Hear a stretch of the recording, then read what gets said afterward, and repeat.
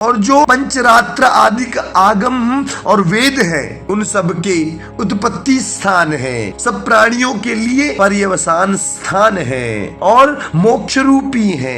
इसलिए उत्तम साधु जनों के आश्रय आपको मैं बारंबार नमस्कार करता हूँ। हे भगवान, आप गुण रूप अग्नि से ढके हुए हो, ज्ञानाग्नि स्वरूप है, परंतु उन सब गुणों का कार्य आपके मन की वृत्ति मात्र नहीं है। जो लोग आत्म तत्व के विचार से विधि निषेध रूप आगम छोड़ देते हैं, विधि निषेध आगम को जो छोड़ देते हैं, उनके बीच में भी आप स्वयं प्रकाश करते हैं। आपको मेरा नमस्कार है। हे प्रभु, मेरे समान शरण आए हुए पशु पक्षी मनुष्य आदि भी त्रास अविद्या आपके सन्मुख छूट जाता है, क्योंकि आप मुक्त और आपकी करुणा अपार है। अधिक करके करुणा बांटने के विषय में आपको आलस्य नहीं है, इसलिए मैं आपको नमस्कार करता हूँ। हे प्रभु, समस्त देहधारियों के अंतर में प्रस्थित हो जा, ज्ञानज्ञ हैं, उपस्थित हैं। आप अंतर्यामी रूप से उनके स्वरूप हैं और सब प्राणियों के प्रतीत कराने को समर्थ हैं और शरीरधारियों के अंतःकरण में जो स्थित हो रहे हैं इससे परिच्छिन्न नहीं है। आपको मैं नमस्कार करता हूँ। हे प्रभु, आप अंतर्यामी भी हैं, तथापि देह, पुत्र, गृह, वित्त, सेवक इत्यादि में आसक्त पुरुष आपको नहीं पा सकते, क्योंकि आप गुण संगर्वजित हैं। इसलिए देहादिक में अनासक्त मनुष्यों लोगों को आप ध्यान कर सकते हैं। गुणासंगर्जितम अर्थात गुणों के भंडार हैं। आपके गुण गाने से भी आपको प्राप्त नहीं किया जा सकता। इसलिए देहादि में अनासक्त मनुष्य लोग ही आपका ध्यान कर सकते हैं, जिनका अपने देह से किसी प्रकार का स्वार्थ ना हो। आप ज्ञानात्मा ईश्वर है, परमात्मा है। मैं आपको नमस्कार करता हूँ। अहो धर्म, अर्थ, काम व मुक्ति के कामी जो पुरुष है, जिनका भजन करके अपने अपने अभिलाष किए धर्मादिकों को नहीं प्राप्त होते, परंतु उनके अतिरिक्त अकामना किए हुए प्राणियों को आशीष और अव्यय देह भी जो स्वयं प्रदान किया करते हैं, वे भगवान जो महादयावान है, केवल मुझको इस ग्राह से छुड़ाए और मैं कुछ कामना नहीं करता। सिर्फ मुझे इस ग्राह से आप बचा लें। मैं भक्ति के सुख को नहीं जानता, इसलिए मैंने केवल इतनी ही प्रार्थना की। और जो लोग उनके एकांत भक्त हैं, मुक्त पुरुषों की सेवा करके कामना रहित हो गए हैं, इसलिए केवल उनका सुमंगल चरित्र गान करके आनंद के साथ समुद्र में मग्न रहते हैं। वे किसी अर्थ की वांछा नहीं करते। वह परमेश्वर अक्षर अव्यक्त पर ब्रह्म आध्यात्मिक योग से गम्य सूक्ष्म पदार्थ के समान इंद्रियों की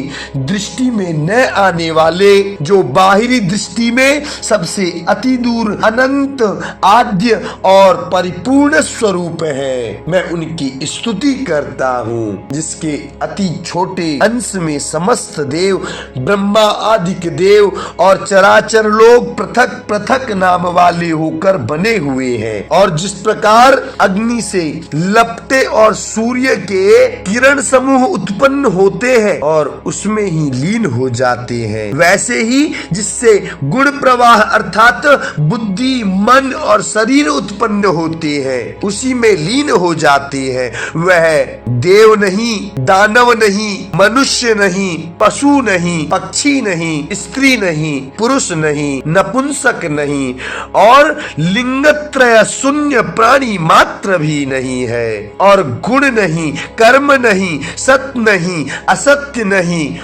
सब पदार्थों के निषेध के अवितत्व रूप में जो शेष रहता है, परंतु वह माया से अशेषात्मा है। वह भगवान मेरे छुड़ाने के लिए शीघ्र प्रकट हो। मैं इस ग्राह से शरीर के छुड़ाने और इसके बचाने की इच्छा नहीं करता, क्योंकि भीतर बाहर में व्याप्त इस गज जन्म से मुझे कुछ प्रयोजन नहीं है। आत्मा के प्रकाशक जो प्रकाश का ढकना अज्ञान है। मैं उस अज्ञान से मोक्ष की इच्छा करता हूँ, क्योंकि काल से मोक्ष का नाश कभी नहीं हो सकता, अथवा देह के नाश से देह का बंधन अवश्य ही नाश होगा। फिर मोक्ष की प्रार्थना अर्थात मोक्ष का क्या प्रयोजन है? आत्मा प्रकाश का ढकना जो काल से भी नष्ट नहीं होता, जो सबके अज्ञान को नष्ट करने वाला है, उससे ही मेरा छुटकारा हो। जिसके निकट यह प्रार्थना करता हूँ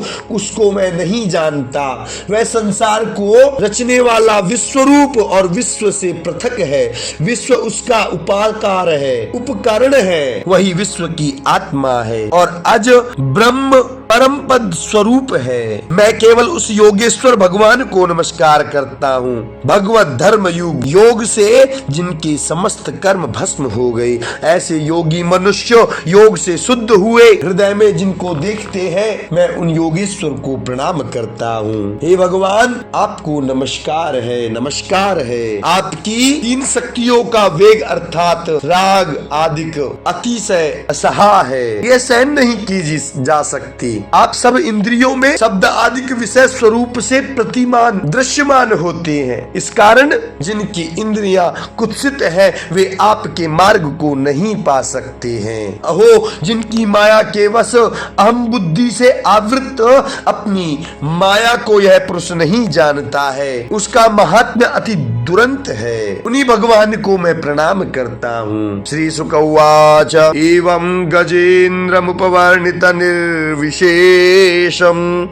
ब्रह्मादयो विविधलिङ्गविदाभिमानः नैते यदोपसास्रपुन्निखिलात्मकत्वा तत्राखिलामरमयो हरिराविरासीत्। श्री सुखदेव जी बोले कि हे राजन, वह गजेंद्र इस प्रकार से मूर्ति भेद न करके परम तत्व का वर्णन करता रहा। ब्रह्मा आदि देवगण पृथक पृथक मूर्ति के अभिमानी है, इस कारण उसके छुड़ाने को जब वहाँ कोई नहीं गया, तब अखिल की आत्मा कारण देव में भगवान श्री हरि स्वयं प्रकट हुए। बोलिए श्री हरि भगवान की जय हो। जगन्निवास भगवान उस गजेंद्र को इस प्रकार आर्त देखकर और स्तुति करने वाले देवता लोगों के समूह के साथ उसी की हुई स्तुति सुनकर चक्रायुध धारण किए हुए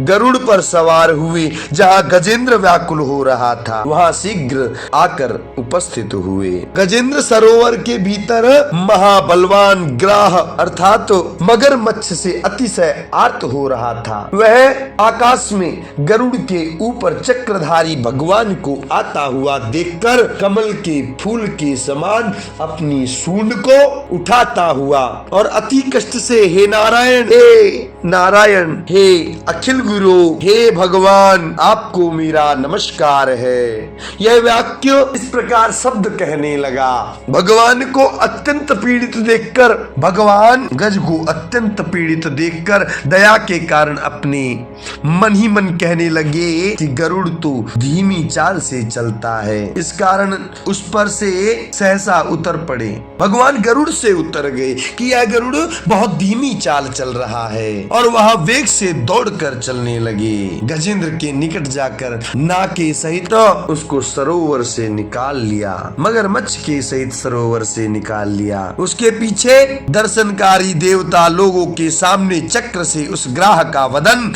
विदीर्ण कर गजेंद्र को छुड़ा दिया। बोलिए श्री चक्रधारी भगवान की जय हो। श्री लक्ष्मी नारायण भगवान की जय हो। इति श्रीमती भागवती महापुराणे अष्टम स्कंदे भाषा टीकायां गजेंद्र मोक्षतेन तृतीयोऽध्यायः वर्णनम्। श्री कृष्ण गोविंद हरि मुरारी हे नाथ नारायण वासुदेवा।